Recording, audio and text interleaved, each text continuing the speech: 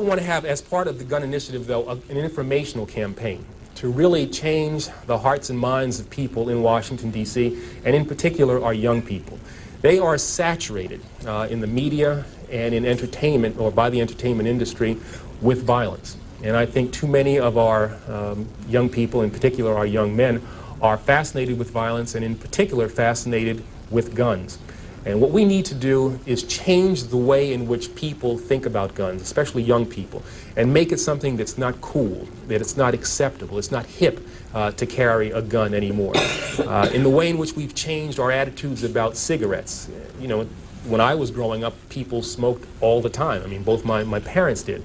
But over time, we changed the way in which people thought about smoking, and so now we have people who cower outside of buildings and kind of smoke in private and don't want to admit it. And that's what I think we need to do with guns, really change the way in which people think about guns.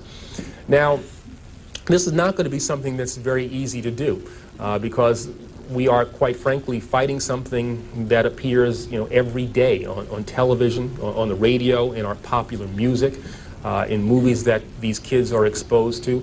It will be an effort that will entail things that I'm really not familiar with. I think I'm a pretty good lawyer, but we need to get really innovative, creative things that are going to grab the attention of these kids and change, as I said, the way in which they think about guns. And so what I've asked is that the creative community in Washington, those ad agencies that create these snappy ads and make me buy things that I don't really need, devote that talent in a more constructive way so we can get at the minds of these young people.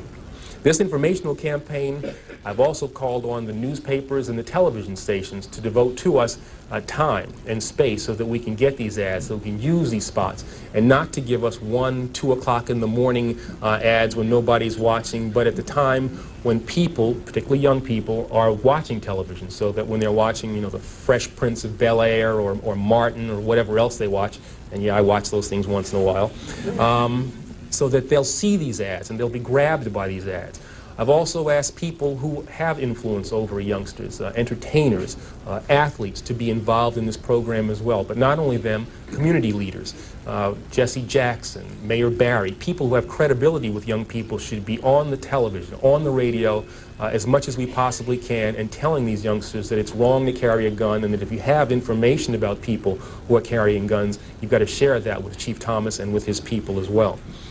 I've also asked the school board to make a part of every day some kind of anti-violence, anti-gun message. Every day, every school, at every level. One thing that I think is clear with young people and with adults as well is that we just have to be repetitive about this. It's not enough to simply have a catchy ad on a Monday and then only do it every Monday. We need to do this every day of the week and just really brainwash people into thinking about guns in a vastly different way. We also want to have a hotline that we will set up and have the number of that hotline that would just go out there, and that would be something that people would have emblazoned in their minds so that when they see a gun or become familiar about the facts of a gun crime, they would call that hotline and pass that information on.